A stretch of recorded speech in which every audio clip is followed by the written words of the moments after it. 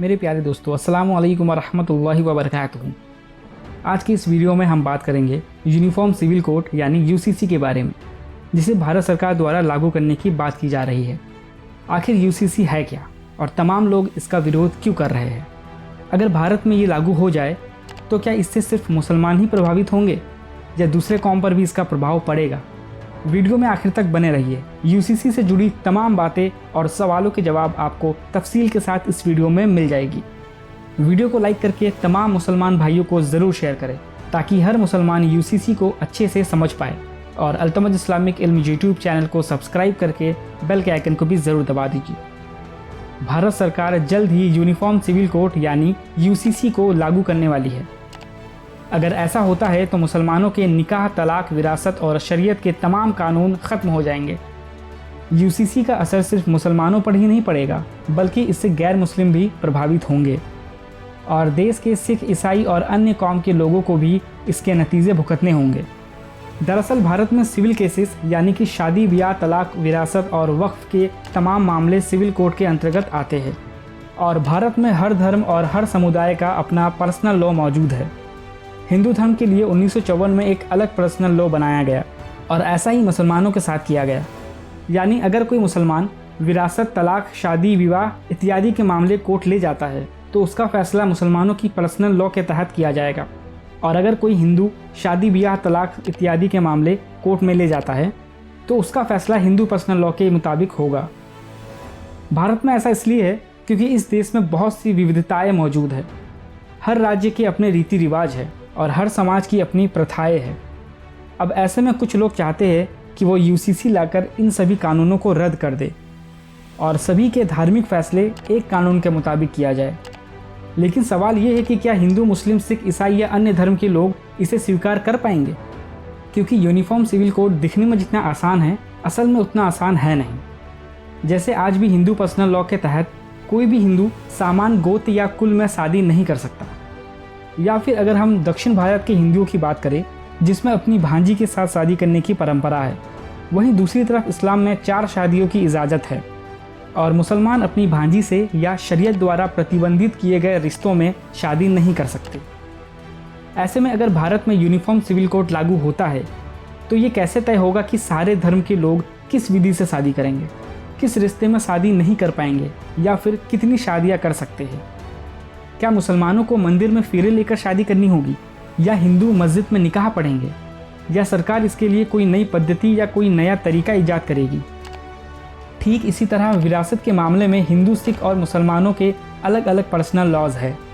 हिंदू धर्म में अगर किसी के पति की मौत हो जाती है और उसकी कोई औलाद नहीं है तो उसकी संपत्ति पत्नी के बजाय पति के बाप के पास चली जाएगी।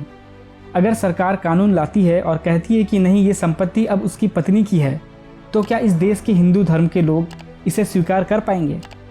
जबकि इसके विपरीत मुसलमानों में उनके पर्सनल लॉ में 1937 से ही ये प्रावधान है कि मरने वाले की पत्नी को उसकी संपत्ति में हिस्सा दिया जाए और बेटियों को भी विरासत में हक मिले।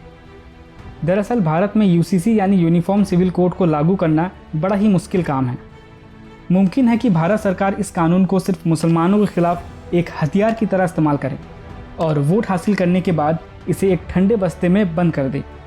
क्योंकि 1955 में जब हिंदू पर्सनल लॉ बोर्ड बना था तब इसका सबसे ज़्यादा विरोध हिंदुओं ने ही किया था। खुद सरदार वल्लभ भाई पटेल और राष्ट्रपति राजेंद्र प्रसाद हिंदू पर्सनल लॉ के खिलाफ थे। ऐसे में अगर आज यूसीसी लाया जाता है तो इसका सबसे ज़्यादा असर हिंदुओं पर पड़ने वाला है, क्योंकि इस बिल के तहत हिंदू धर्म की महिलाओं को उनकी बाप की संपत्ति में अधिकार मिल जाएगा और पत्नियाँ और बेटियाँ भी संपत्ति में हिस्सेदार होंगी। एक यूनिफॉर्म सिविल कोड होगा तो मंदिर में फेरे लेकर शादी करने की कोई मान्यता नहीं होगी, या शादी के लिए गोत्र देखना अपराध माना जा सकता है, क्योंकि एक समान ही नागरिक संहिता होगी जिसके मुताबिक ही हिंदू, मुसलमान सब शादी कर सकेंगे। इस कानून के लागू होने के बाद भारत में मुस्लिम पर्सनल लॉ बोर्ड को ख़त्म करने के बाद एक से अधिक शादियों के करने पर भी प्रतिबंध लगाई जा सकती है। भारत में हिंदुओं के लिए अभी HUF यानी हिंदू अनडिवाइडेड फैमिली एक्ट मौजूद है, जिसके मुताबिक हिंदू या सिख अगर संयुक्त परिवार में रहते हैं तो उन्हें इनकम टैक्स एक्ट 1965 के तहत टैक्स में छूट मिल जाती है। ऐसे में अगर यूसीसी लागू होता है तो ये कानून भी ख़त्म हो जाएगा यानी मुसलमानों की आड़ में खुद धर्म विशेष के लोगों पर आर्थिक बोझ बढ़ने वाला है। लोगों को समझना चाहिए कि मुस्लिम पर्सनल लॉ कोई इंसानों का बनाया हुआ कानून नहीं है, बल्कि ये कुरान और हदीस पर आधारित अल्लाह का बनाया हुआ कानून है। इस्लाम और शरीयत ने मुसलमानों को शराब पीने, जुआ खेलने इत्यादि से मना किया है और शादी, विवाह, विरासत इत्यादि के तरीके बताए हैं, जिसमें कभी कोई तब्दीली नहीं हो सकती। ऐसे में अगर कोई सरकार कानून बनाती है कि इस देश में रहने वाले को शराब पीनी पड़ेगी या निकाह के बगैर रहना पड़ेगा, तो इसे किसी भी सूरत में कबूल नहीं किया जा सकता। सोच कर देखिए कि क्या होगा अगर भारत में एक समान कानून के नाम पर हिंदू और मुसलमानों को उनकी धार्मिक नीतियों से शादी करने पर पाबंदी लगा दी जाए। भारत में इससे पहले भी 1963 और 1972 में यूनिफॉर्म सिविल कोड यानी यूसीसी को लागू करने की कोशिश की जा चुकी है, लेकिन हर बार हुकूमत को पीछे हटना पड़ा। इस बार भी बहुत से हिंदू, मुस्लिम, सिख, ईसाई संगठनों के अलावा 30 से अधिक आदिवासी संगठनों ने यूसीसी का विरोध किया है। भारत में मुसलमान इस कानून का विरोध इसलिए कर रहे हैं क्योंकि पर्सनल लॉ के ख़त्म होने का मतलब है कि मुसलमानों को कुरान और सुन्नत से अलग होना पड़ेगा और उन्हें एक ऐसा कानून मानना पड़ेगा जिसमें शादी, विरासत, तलाक और तमाम मामले कुरान और सुन्नत से अलग होंगे। लोगों को अपनी ज़िंदगी एक ऐसे कानून के मुताबिक गुजारनी पड़ेगी जिसमें हराम और हलाल का कोई फ़र्क नहीं होगा। आसान भाषा में कहा जाए तो यूसीसी के लागू होने के बाद भारत में शरीयत का कॉन्सेप्ट ही ख़त्म हो जाएगा। जैसे कि इस्लाम में निकाह कोई रस्म नहीं बल्कि ये शरीयत और दीन का हिस्सा है। ऐसे में अगर सरकार शादी के तरीके में निकाह को ख़त्म करती है तो ये चिंता की बात होगी। लॉ कमीशन ऑफ इंडिया ने यूसीसी के मुद्दे पर भारत के लोगों से राय मांगी है। आप स्क्रीन पर दिए गए QR कोड को स्कैन करके या नीचे दिए गए लिंक की मदद से यूसीसी के खिलाफ अपना वोट दर्ज कर सकते हैं। स्क्रीन पर दिए गए QR कोड को स्कैन करें या डिस्क्रिप्शन में दिए गए लिंक पर क्लिक करें और वेबसाइट खुलने पर ओपन जीमेल का बटन दबाएं। जीमेल ओपन होने पर सेंड की बटन पर क्लिक करके ईमेल को सेंड कर दें। ईमेल सेंड होते ही आपका विरोध यूसीसी के खिलाफ दर्ज हो जाएगा। वीडियो को लाइक करें और इस वीडियो को अपने दोस्तों और जानने वालों में ज़रूर शेयर करें ताकि ज़्यादा से ज़्यादा लोगों को इस कैंपेन का हिस्सा बनाया जा सके।